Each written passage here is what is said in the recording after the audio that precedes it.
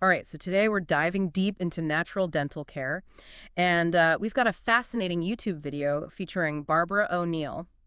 Let me tell you, she's got some surprising takes on how to keep those pearly whites sparkling. Yeah, it's interesting because we so often think of dental health as its own little island, separate from the rest of our well-being. But this Yeah. video really pushes that holistic perspective. It totally does. One of the things that O'Neill throws out there early on is that teeth can actually heal, just like bones can. It kind of blew my mind. Oh yeah, for sure. It's true. I mean, teeth are actually the only bones in our body that are constantly exposed to the elements. And yet they still have this amazing ability to regenerate and repair themselves. So how does that even work? Like, what's the magic behind this tooth healing power? Well, Neil talks about these superfluids. I love that term. They're essentially all the fluids that bathe and nourish our teeth, both internally and externally. Okay, break that down for me. So internally, you've got your blood and lymph, delivering all the good stuff like nutrients and oxygen, while also whisking away waste products. Then on the outside, you have saliva, which we usually just think of as, keeping things moist. Right. Saliva doesn't usually get a lot of glory. But it's actually crucial. It helps neutralize acids, wash away food particles, and it even contains minerals that can remineralize our enamel. It's like a constant bath for our teeth. I like that. Makes the term superfluids even cooler now. Oh. But O'Neill doesn't stop there. She emphasizes that the quality of these fluids depends on, well, us. Exactly. She's talking about lifestyle choices. Fresh air, sunshine, good food, sleep, exercise, hydration, managing stress. It all plays a role. So it's not just about what we're doing on our mouth, but how we're treating our whole bodies. Yeah, that's the holistic approach. And it really challenges us to think about dental care as part of a much bigger picture of well-being. Yeah, O'Neill also gets into the nitty-gritty of keeping those teeth clean. And she drops a bit of a bombshell. She says rinsing and flossing after every meal is actually more important than brushing. Wow. Yeah. When you consider these superfluids and how they're constantly bathing our teeth, it starts to make sense. Right. We're basically creating this environment in our mouths, and we want it to be as clean and healthy as possible for those fluids to do their work. Right. O'Neill really drives home the point that food stuck between teeth basically starts to rot. Nobody wants that. Definitely not a pleasant image. But why is that so bad? Beyond just bad breath. Well, that rotting food becomes a breeding ground for all sorts of nasty microbes.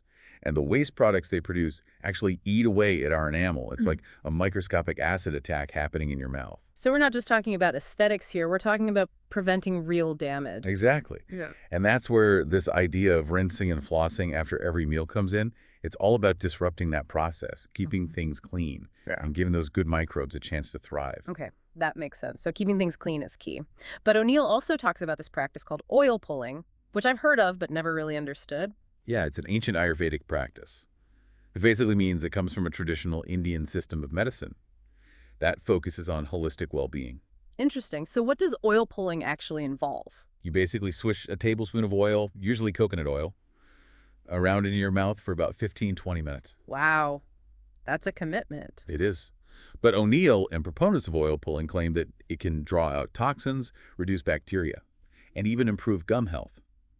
Some even say it can draw out waste from the blood vessels under your tongue. Now that's fascinating. Is there any scientific evidence to back up those claims? There's some research suggesting that oil pulling can reduce plaque and gingivitis.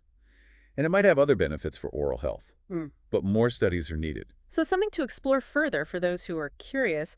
It sounds like it could be a good addition to a holistic dental care routine. Definitely.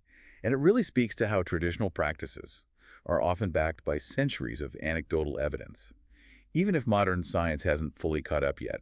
Okay, so we've talked about the good stuff, these superfluids and oil pulling.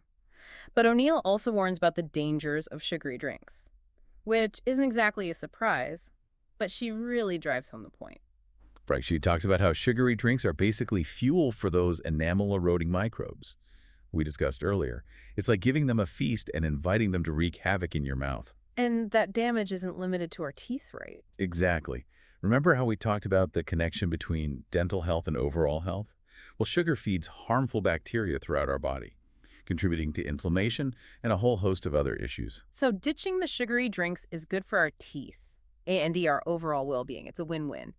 Now, here's something I found unexpected. O'Neill actually recommends eating an apple a day for strong teeth. Yeah, it sounds like that old adage, an apple a day keeps the doctor away. but she's specifically talking about dental benefits. So how does an apple a day keep the dentist away? It's all about the crunch. Chewing on a crisp apple gives our teeth, gums, and jaw a good workout, which helps to strengthen them. So we need to give our chompers a gym session every day. It seems so. O'Neill suggests that with our modern diet of soft processed foods, we're missing out on the benefits of tougher, chewier foods that our ancestors would have eaten. It makes sense. Our jaws were designed for more than just sipping smoothies and chewing on soft bread. Right, and she emphasizes that this is especially important for children. She even draws a connection between breastfeeding and strong jaw development, which I found fascinating. Really, how does breastfeeding relate to jaw development? Apparently, the effort babies exert while breastfeeding helps to strengthen their jaws and develop the roof of their mouths properly. Wow, I had no idea there was a link there. It really highlights how important those early years are for shaping our dental health. It does. And it makes you wonder if the rise in dental problems we see today could be tied to these changes in our diets and lifestyles, with less breastfeeding and more processed foods. That's a thought-provoking question for sure. And a good segue into part 2 of our deep dive. All right, let's take a quick breather. And then we'll be back to explore even more fascinating insights from Barbara O'Neill's wisdom on natural dental care. Stay tuned. Welcome back. You know, we're in the middle of uncovering some seriously insightful stuff about natural dental care with Barbara O'Neill. This whole conversation has me thinking, what if we've been looking at our teeth all wrong? Yeah, I know. It's like we've been treating them as separate little entities instead of part of this interconnected system. That is our body. Exactly. It makes me wonder, what other parts of our health might we be missing the bigger picture on? Like, are there other things we've compartmentalized that are actually way more connected than we realize? That's a great question. Something to ponder for sure. O'Neill touches on this when she talks about how modern dentistry often focuses on treating symptoms rather than addressing the root causes of dental problems. So like putting a Band-Aid on a bigger issue? Precisely. It might provide temporary relief, but it doesn't actually solve the underlying problem. That makes total sense. So with this holistic approach, where do we even begin to look for those root causes when it comes to dental issues? Well, remember all those lifestyle factors we talked about earlier. Fresh air, sunshine, good food, sleep, exercise, hydration, stress management. They all play a role. It's amazing how often those same fundamental things come up when we're talking about health, no matter what part of the body we're focusing on. Right. It highlights how interconnected everything truly is. And it's not about being perfect.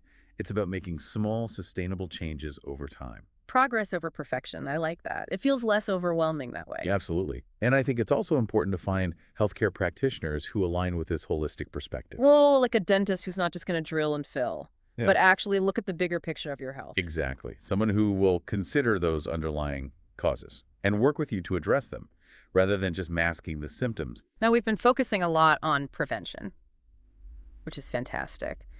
But what about people who are already dealing with dental issues? Does this holistic approach offer any solutions for them?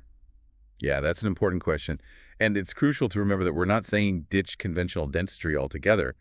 It definitely has its place. Right. It's about finding that balance, right? Integrating the best of both worlds. Exactly. Holistic dentistry is about understanding the interconnectedness of things, but also utilizing the tools and knowledge we have from both conventional and natural approaches. So someone with a cavity might still need a filling, but they could also explore holistic options to support their overall dental health and potentially prevent future cavities. That's the idea. It's about taking a multifaceted approach. So what kinds of holistic options are out there for people dealing with existing dental problems? What could they look into? Well, there's a wide range of natural remedies and therapies that can be helpful. For example, some people find relief from tooth pain using essential oils like clove oil, which has natural analgesic properties.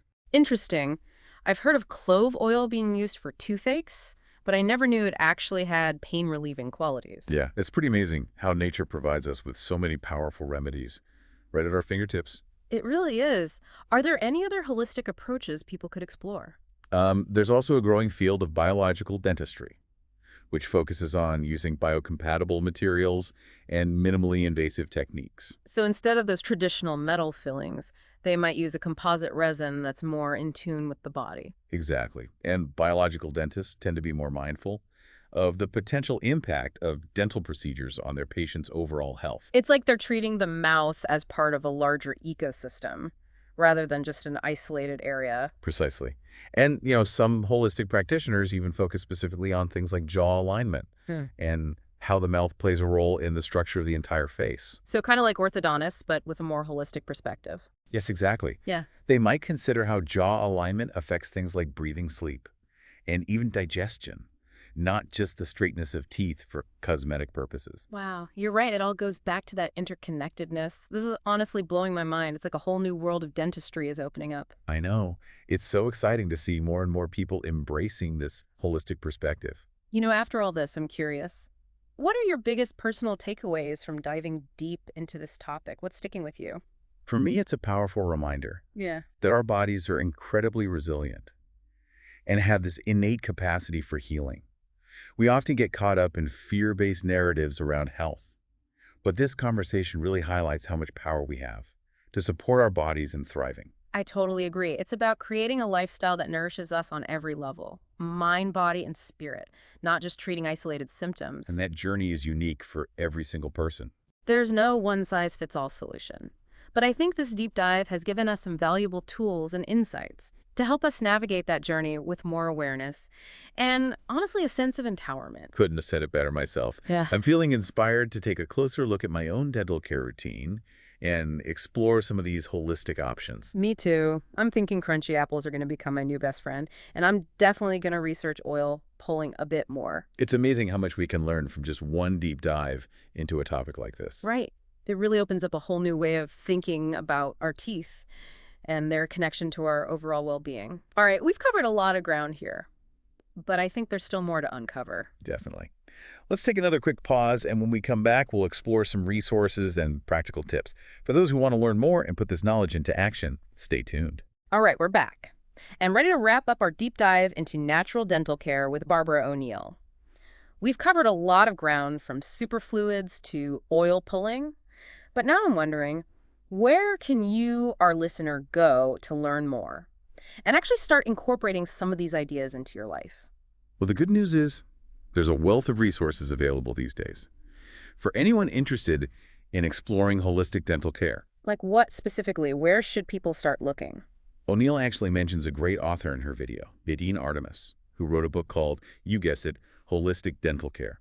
It's a fantastic starting point for anyone wanting to dive deeper into this approach. Perfect. We'll definitely include that in the show notes for you to check out. What about online resources? Are there any websites or communities you recommend? Absolutely. There are tons of websites dedicated to natural health and wellness, where you can find information on holistic dental care. And there are also many online communities and forums where people share their experiences and tips. So it's a way to connect with others who are on this journey and learn from each other's experiences. Exactly. It can be really helpful to hear from people who are actually putting these practices into action and seeing results. Now, what about finding a holistic dentist? Is there a way to search for practitioners who align with this approach? Yeah, there are a few great resources for that. The Holistic Dental Association and the International Academy of Biological Dentistry and Medicine. Both have online directories where you can search for holistic dentists in your area. That's incredibly helpful. I'm already thinking about looking one up myself. Before we wrap up, I wanted to circle back to something O'Neill said that really stuck with me, the importance of crunchy foods, especially for children. Yes, it's something we often overlook in our modern world of soft processed foods. Chewing crunchy foods is like a workout for our jaws and teeth, which is crucial for their development and long-term health. But how do we encourage our kids to embrace those crunchy foods, especially when there are so many tempting, less healthy options out there? I think it starts with us, the adults. We need to set a good example by enjoying those crunchy fruits, vegetables, and nuts ourselves. Kids are much more likely to try something if they see us eating it with enthusiasm. Lead by example. I love that. And make it fun, right? Like cutting veggies into fun shapes or creating little snack platters that are visually appealing. Exactly. Get creative in the kitchen and involve kids in the process. You can even turn it into a game, like challenging them to see who can make the loudest crunch. Now that's an idea I can get behind. It's all about making healthy eating a positive and enjoyable experience. Precisely.